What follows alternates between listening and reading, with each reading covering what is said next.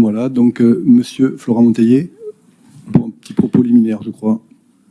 Oui, merci.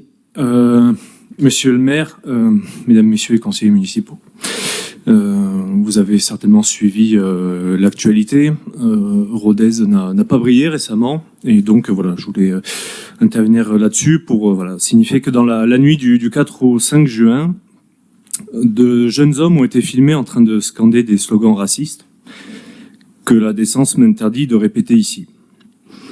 La scène s'est déroulée chez nous, à Rodez, dans les locaux du Loft 89. S'il est heureux que cette séquence ait choqué de nombreux Françaises et Français, puisque la vidéo a été visionnée quelques dizaines, voire centaines de milliers de fois, et que de nombreux médias ont relayé l'information, nous devons cependant nous alarmer du fait que ces slogans ont été scandés avec autant d'aisance et en public. À force de mainmise de l'extrême droite sur les médias, maisons d'édition et autres acteurs culturels, ces idées infusent toujours plus dans la société.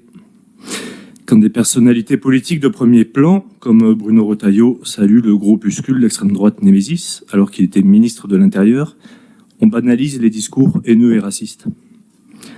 Quand on rend hommage au sein même de l'Assemblée nationale à un militant néo-nazi mort dans une rixe, alors que l'on n'accorde pas à Federico Aramburu, rugbyman argentin tué par un militant fasciste le 19 mars 2022 à Paris, on banalise des idées que l'on prétend combattre, par ailleurs, en commémorant le 8 mai 1945.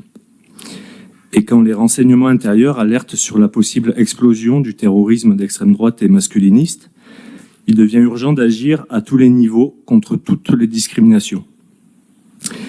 Nous demandons donc à ce que des engagements forts soient pris à l'échelle de notre ville afin que toutes et tous puissent sortir et vivre dignement à Rodez, sans craindre de subir des intimidations, insultes ou violences haineuses.